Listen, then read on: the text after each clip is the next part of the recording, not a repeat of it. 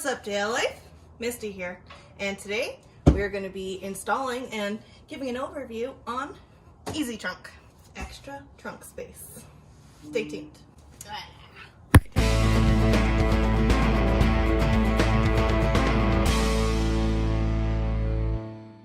Here's what it looks like in the box. It's nice and compact. Get this open. Ta-da! Got all your parts, your instructions. It looks like it's packed pretty well. So the parts haven't been sliding around and getting scuffed. That's awesome. Let's take it out and see just what we have. So here's everything all laid out, all the pieces. There's the main piece, some little side pieces, some hardware, some other little end caps, and a magnet. Slap. All right, so there's many pieces you need to set up and orient correctly before you can start assembling.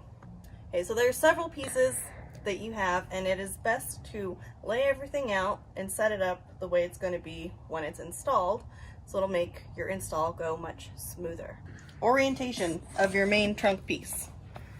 So you're going to have it to where your weather stripping is towards you. This is your driver's side, this is your passenger side. So first we have this little guy. He has an angled little bracket there and screws. It's going to come on your driver's side. We have another plate. This one has the holes toward the inside of the Jeep, and it's going to go on the driver's side. The passenger side plate is going to have holes toward the inside, and it has this additional little L bracket. It's going to go passenger side. The next plate we have is the part that goes up against your speaker. It has holes along the left-hand side, but there are actually two versions of this. This one with the straighter bottom is going to be for Jeeps that have the speaker on the passenger side. If you don't have the speaker, this panel is already attached. So you can see it has the different groove. So to start assembling, you're going to take your regular Phillips head screwdriver to start installing these. Take out your little screws. They're very specific on how these are going to be installed. The orientation of your screws and the orientation of the panel. So this panel is going to come, so this one is going to come up from behind, and then your screws are going to go in from the top. So we'll get them all started.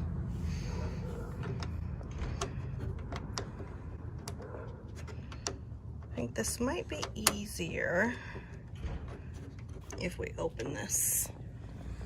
Let's see if this will work. So it'll prop itself open. Starting over. Okay. So this piece, we're actually going to slide it between the little weather strip in the middle. Like that. And again, no power tools.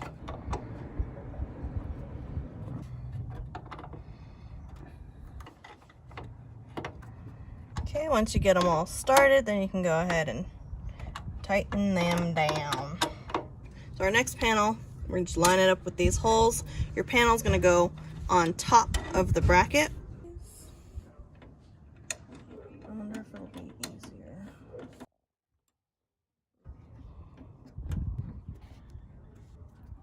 Now we're going to move to the other side and do the same thing. So now you've got your little brackets installed, and we don't need to worry about this piece because I do not have the speaker.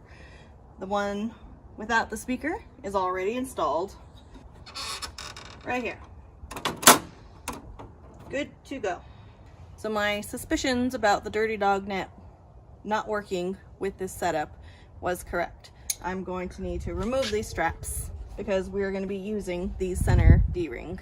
Just take your screwdriver, get it under, pop it open, and do that on both sides. And again, it is the middle latch point. Pull out your handy dandy little wrench set that Jeep is so kind to provide us with.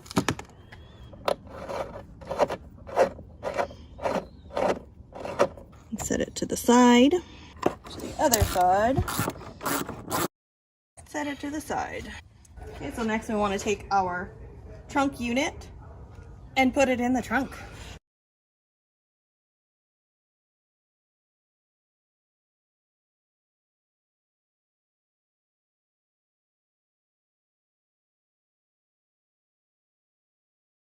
Okay, so we have the trunk unit in the bed of the Jeep.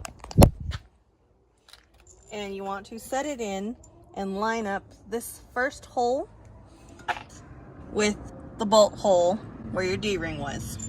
Now they've provided some replacement T40 bolts. You'll notice they are longer to make up for the difference there. So just switch these out. Go ahead and take your T40 and just tighten that down. Nice and snug. Same thing on the other side. Okay.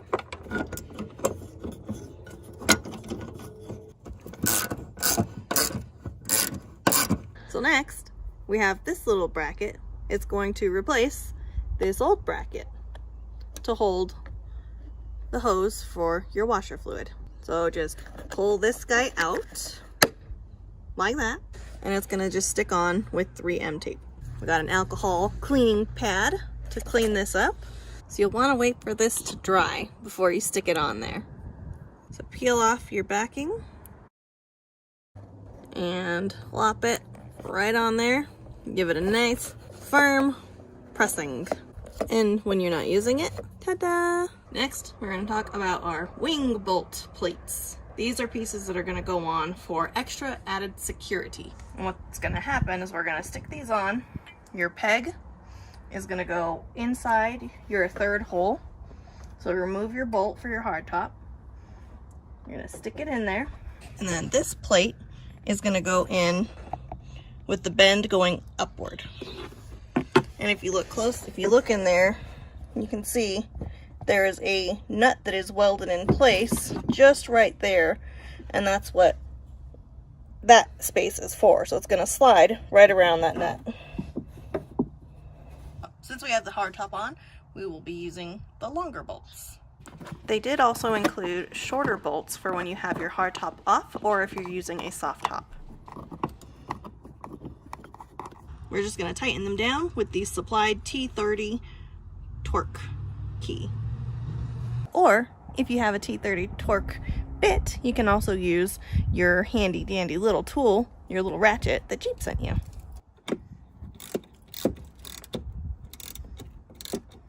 So it looks like there's a little gap here, but the other side of the screw is making contact with the plate because that plate has that bend in it.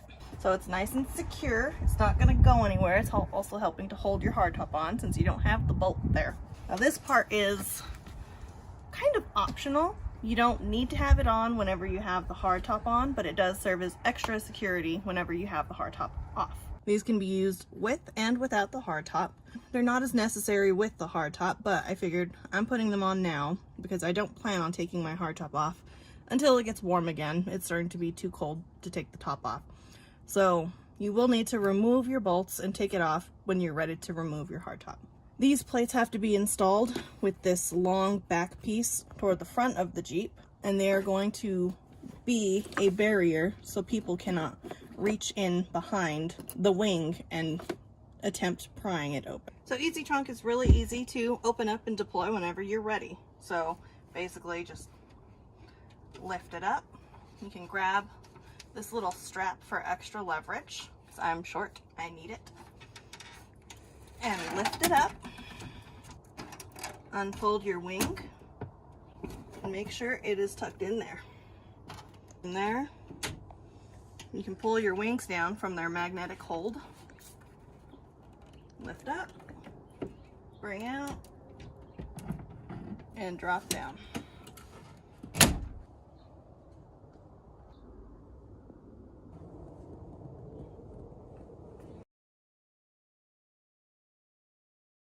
An important thing to keep in mind is don't pull it by your weather stripping.